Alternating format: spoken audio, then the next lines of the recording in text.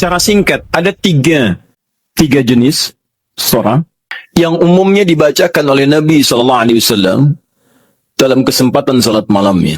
Tiga jenis surah. Satu, surat yang ringan. Saya tidak katakan pendek ya, tapi ringan. Ingat baik-baik. Surat yang ringan yang diisyaratkan bagi para pemula yang menunaikan salat tahajud. Surat yang ringan yang diisyaratkan bagi para pemula dalam menunaikan salat tahajud. Contoh dalilnya Quran surah Al-Muzammil surah 73 ayat 20. Faqra'u ma tayassara minal Quran. Bacalah yang ringan-ringan dari Quran yang Anda hafalkan. Ringan. Ya. Berapa ringannya Nabi? 100 ayat Al-Baqarah. Tuh, sampai kaget di luar. 100 ayat. Kadang-kadang beliau baca 10 atau 11 ayat terakhir surah Ali Imran. Ya. Dalam satu rakaat. Jadi ukuran ringannya bisa relatif. Ya, ringan bagi Nabi, belum tentu ringan bagi kita. Tapi prinsipnya, cari yang ringan. Misal begini, tadi kan maaf ya, ibu bapak, Nabi kan tadi pernah sholat, di belakangnya ada sahabat kecil, namanya siapa? Masih ingat? Ibnu Abbas. Itu kan masih kecil, balik aja belum. Ya, mau dinaikkan surat yang panjang, susah. Makanya dibaca yang ringan. Pada saat itu riwayat yang muncul ketika sholat di belakangnya Ibnu Abbas, itu Ali Imran 10 ayat terakhir. Ya, bahkan dari 11 ayat terakhir yang inna fi khalqis samawati wal ard, dan sampai ujung ayatnya. Ya, ringan. Maka dari itu ketika Anda misal mendidik anak salat malam, bangkit di malam hari tiba-tiba dia ikut, jangan baca yang panjang-panjang. Anak Anda 5 tahun bangun, lihat Anda salat. Mama salat, pengen ikut, Allahu Akbar. Ya Allah, alhamdulillah anak saya ikut, mumpung ikut Al-Baqarah. Akhirnya kesan pertama bagi dia, salat malam itu sulit. Di begitu Anda melihat anak Anda ikut misalnya yang kecil, atau misalnya yang besar tapi belum biasa berdiri lama, peringan sholatnya. Wadduha. Sehingga ada merasa enak dia. Oh, ternyata sholat malam itu nggak panjang-panjang. Cuman ad-duha. Besoknya alam nashrah. Lebih pendek lagi. Besoknya al-falaq. Masya Allah, naik lagi. Tadinya ikut 2 rakaat, besoknya 4 rakaat, 6 rakaat. Begitu 11 rakaat, stabil mulai. Al-Baqarah, Ali Imran, An-Nisa. Kalau dia akan bertanya, mah bosan kok ad-duha terus, cari yang lain dong. Anda naikkan Al-Baqarah ya, nggak apa-apa. Bismillah, naik. Dan itu indah. Itu indah. Paham ya? 2. Surah yang tersusun dalam Al-Quran, surah-surah yang tersusun dalam Al-Quran secara tertib dengan tujuan mengulang yang dihafal atau memperbanyak yang dibaca. Dengan tujuan mengulang yang dihafal atau memperbanyak yang dibaca. Kalau yang tadi yang ringan-ringan, sekarang itu terbalik. Panjang. Jadi panjangnya ini diurutkan. Jadi kalau ada yang sudah hafal Quran, maaf ya, sudah hafal, maka jangan tinggalkan tahajud. Ciri penghafal Quran itu nggak meninggalkan tahajud. Nah, dalam tahajudnya, dia mendesain salatnya itu untuk mengulang hafalan. Itu yang dikerjakan para sahabat. Bahkan ada yang semalam 30 juz. Ada yang semalam misalnya 1 juz dulu. Saya target 30 malam, bisa 30 juz. Tiap malam 1 juz. Boleh. Silahkan sekarang Al-Baqarah juz pertama. Ya, dari Al-Fatihah sampai Al-Baqarah 141. Misalnya kan? Kemudian malam keduanya 142 sampai 253. Teruskan lagi. 252. Selanjutnya 253 sampai Ali Imran. Terus An-Nisa. Sampai 30 malam, 30 juz dia selesai. Itu boleh. Ya. Atau misalnya semalam 5 juz. Boleh. Jadi kalau Anda sudah terbiasa menghafal Quran, sehari bisa 5 juz, Bu, Pak. Ya, mengulangnya itu. Mengulang. Usahakan ulang. Jadi, subuh 1 juz, zuhur 1 juz, asar 1 juz, maghrib 1 juz, isya 1 juz. Kalau tidak mau capek dibagi 2, setengah juz sebelum subuh, setengah juz setelah subuh. Terus sehari 5 juz, mulai hari Sabtu, hari Ahad 10 juz, Senin 15 juz, Selasa 20 juz, Rabu 25 juz, Kamis 30 juz, Jumat berdoa kepada Allah. Khusus berdoa, tidak mengulang. Jumat itu doa. Doa minta, ya Allah, Engkau minta salat, saya salat. Engkau minta menghafal, saya menghafal. Engkau minta mengulang, saya mengulang. Engkau minta berdoa, sekarang saya bermohon kepadamu, ya Rabb. Kalau saya sudah salat, saya sudah berinfak, sudah menghafal Quran, belum Engkau kabulkan juga, maka mohon tunjukkan pada saya dengan cara apa lagi saya mesti bermohon kepadamu.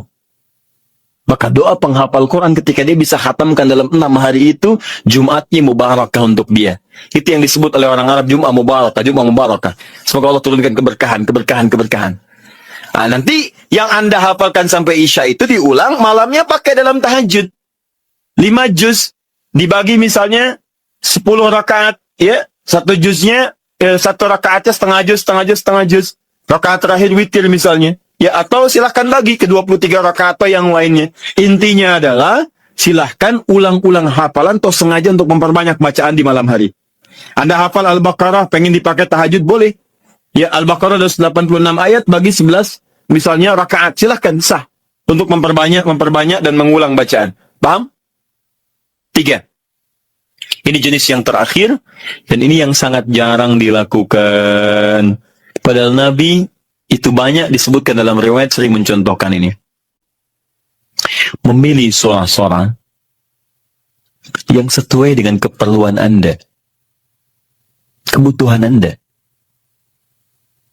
Memilih surah-surah yang sesuai dengan kebutuhan Anda, keperluan Anda. Tadi saya katakan di awal, semua surah Al-Quran itu adalah didesain sebagai pedoman hidup kita. Jadi semua masalah kita solusinya ada di situ. Saya pernah bacakan di awal jumpa kita banyak ayat di Quran tentang hidup kita. Nah, kenapa Anda saat malam tidak bermohon kepada Allah lewat sholat Anda? Maaf teman-teman, Bapak Ibu sekalian, dengan membaca surah yang terkait dengan kebutuhan Anda.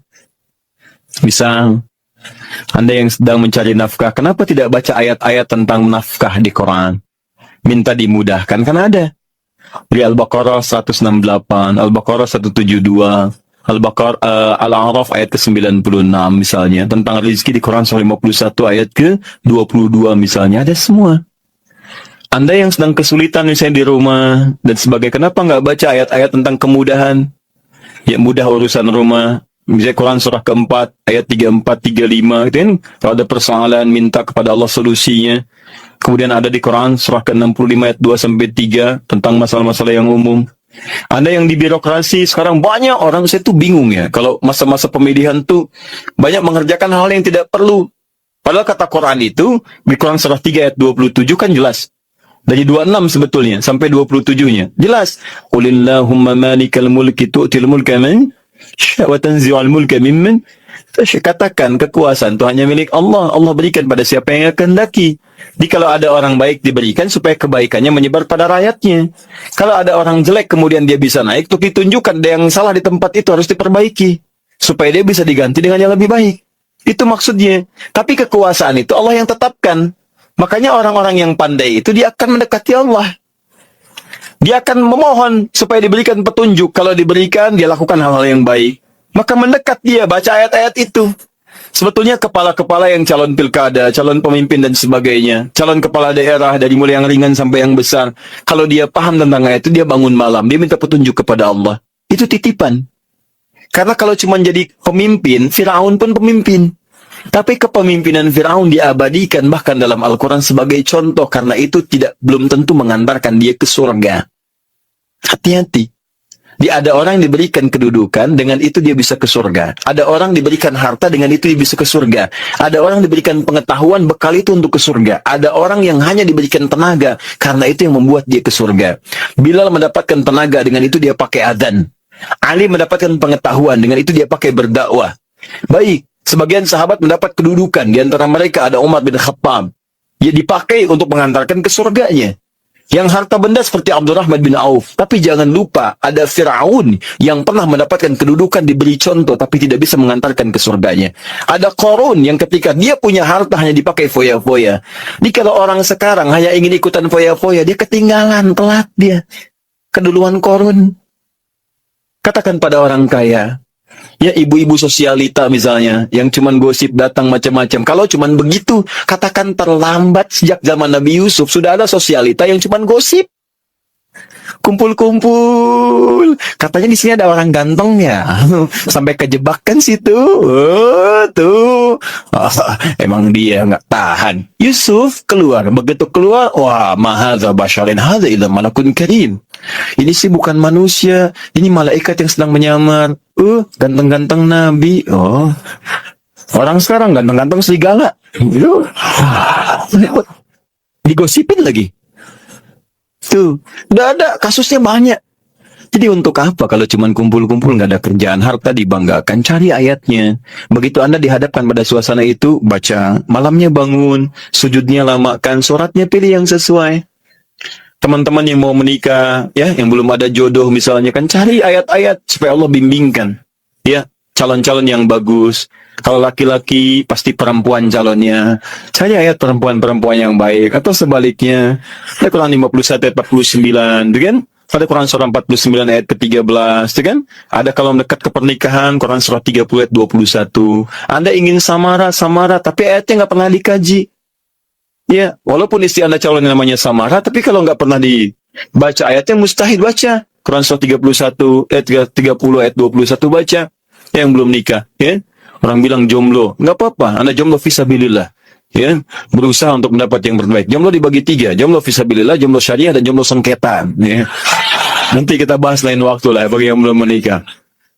Baik, jomblo sengketa itu pilihannya banyak tapi belum bisa menentukan, ya, sehingga jadi persoalan. Kenapa jadi ke situ? Jadi itu intinya ya, itu intinya. Cari, kalau belum bisa, cari indeks-indeks ayat-ayat Quran, di indeks-indeksnya apa, pelajari itu, dan contohnya banyak di hadis-hadis Nabi Sallallahu Alaihi Wasallam atau amalan-amalan para sahabat. Bahkan Nabi Zakaria ketika salat di mihrabnya Maryam itu, apa yang beliau baca dalam salatnya? Beliau memohon supaya diberikan karunia keturunan. Qala rabbi habli min ladunka dzurriyyatan thayyibah innaka sami'ud du'a. Quran surah 3 ayat 38 sampai 39. Apa yang terjadi? Begitu dibacakan itu, turun jawaban dari malaikat, kamu akan punya keturunan. Dijawab langsung. Ya Anda ini bagaimana keperluannya pengen proyeknya lancar, yang dibaca minal jinnati wan nas. Qul a'udzu birabbin nas, qul a'udzu birabbin nas. Ya susah dikabulkan proyek, banyak gangguan, jin lagi yang datang, kan?